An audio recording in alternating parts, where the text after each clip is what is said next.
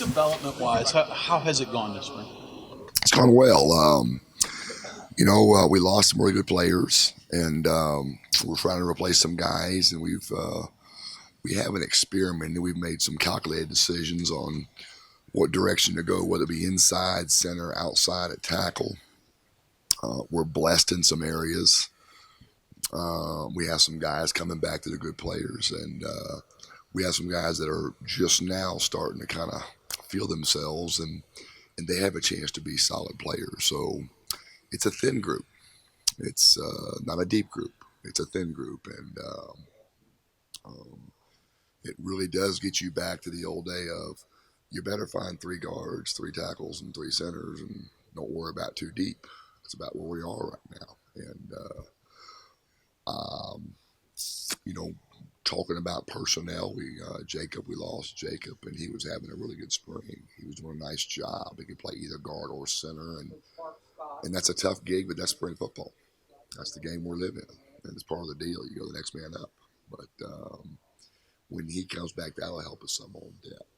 But and then obviously Yadney was not able to participate this spring, and everybody sees a lot of good things out of him. So we're not finished yet. We have a long way to go.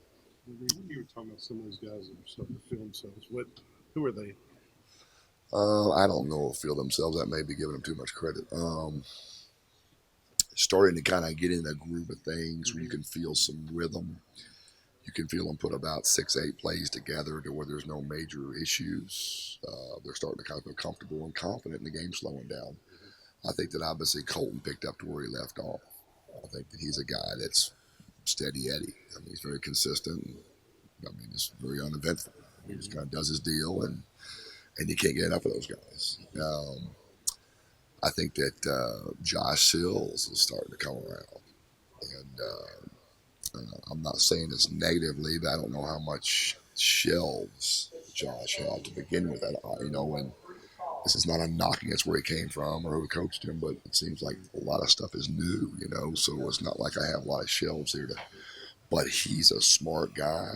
He gets it, and he's interested in being good. So he comes by my office all the time, and what can I do, and what can I do better, so and so on. And the other one's obviously a big piece to the puzzle, I think, on any part of the football team, obviously, is the center.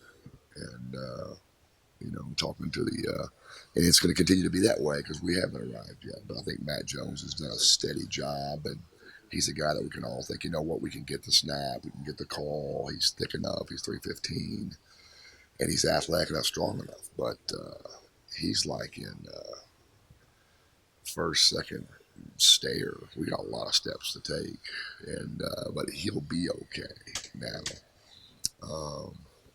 Those are some of those guys. I think Kelby Wickline is getting better. I think that probably didn't do him a whole lot of justice, but it's not about him. It's not about me. It's about the football team. So let's figure out where he needs to be to help the football team. And so we gave him a whack at center, and I'm not ruling that out. He wouldn't come back at the center. He played some tackle, but we're blessed to tackle.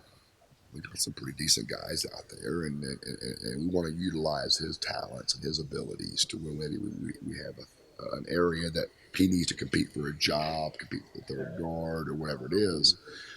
And only been 2-3 practices, but he has done a nice job, and he's getting better. He's still about 10 pounds away, but he's going to help us in the overall scheme of things.